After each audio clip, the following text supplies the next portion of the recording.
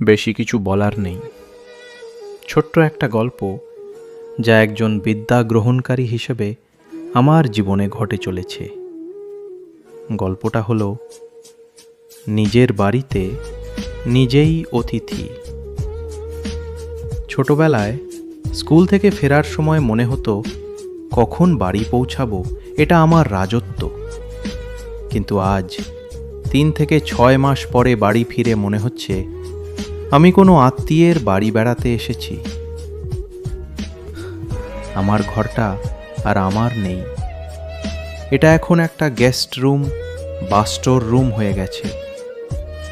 আগে মা জিজ্ঞেস করতো কখন ফিরবি, আর আজ মা জিজ্ঞেস করে কবে চলে যাবি।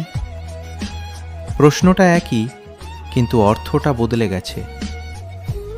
বাবা, ওনার কথা কি বলবো?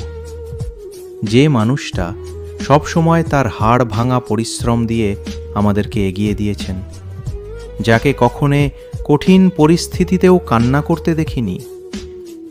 বাড়ি ফিরবার পথে তার চোখেও জলের ভেজা ভাব ভেসে ওঠে। তারপরেও আসার সময় বলে দেয়, বাবা, আমি একজন শিক্ষক হিসেবে আমার জীবনটা পাড়ি দিয়েছি, সম্মিয়েছি। সম্মানের সাথে তা তোদেরকে বজায় রাখতে হবে।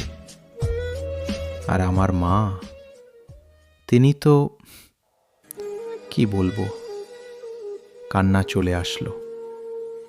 অবশেষে মনে পড়ে গেল সেই বড় ভাই বোন নামক সাথীর কথা, যার সাথে কিনা পিঠাপিঠি চলতো খুঁটিনাটি বিষয়গুলো নিয়ে। মারামারি হতে প্রতিনিয়তই, প্রতি ঘন্টায়, প্রতি মুহূর্তে। আজ তাদেরকে এক নজর দেখার জন্য মনটা ছটফট করে। বাড়িতে আসলে জানি এখন আর আলমারিতে কাপড় সাজাই না, স্যুটকেসেই রেখে দেই। কারণ আমি কদিন পরেই তো আবার প্যাক করতে হবে। নিজের বাড়িতে ফেরার জন্য যেদিন রিটার্ন টিকিট কাটতে হয়, সেদিন শৈশবটা শেষ হয়ে যায়।